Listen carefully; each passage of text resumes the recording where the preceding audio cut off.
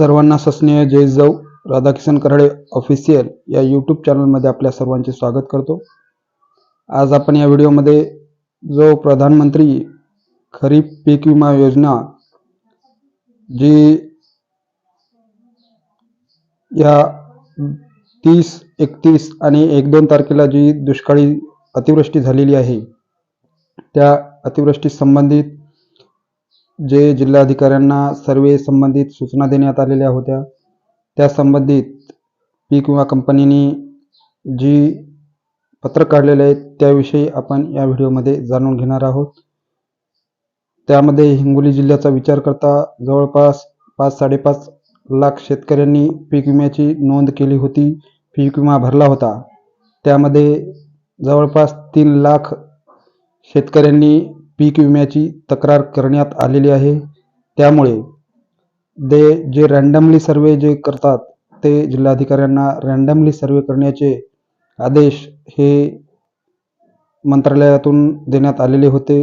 त्या संबंधित जिल्हाधिकाऱ्यांनी रँडमली सर्वे करून त्या ठिकाणी 25% अग्रिम पीक विमा देण्यासंबंधित पत्र हे संबंधित पीक विमा कंपनीला आणि राज्य शासनाला त्याचे अहवाल पाठवलेले आहेत. त्यामध्ये हिंगोली जिल्ह्याचा विचार करता हिंगोली जिल्ह्यामध्ये सोयाबीन, कापूस आणि तूर या 3 पिकांसाठी हा पीक विमा 25% मंजूर करण्यात आलेला आहे. त्यामध्ये ही रक्कम कधी जमा होईल हे सुद्धा बऱ्याच शेतकऱ्यांमध्ये संभ्रम आहेत. ही पीक विम्याची जी 25% अग्रिम रक्कम आहे ती 1 ते 2 महिन्यामध्ये शेतकऱ्यांच्या खात्यामध्ये जमा होईल.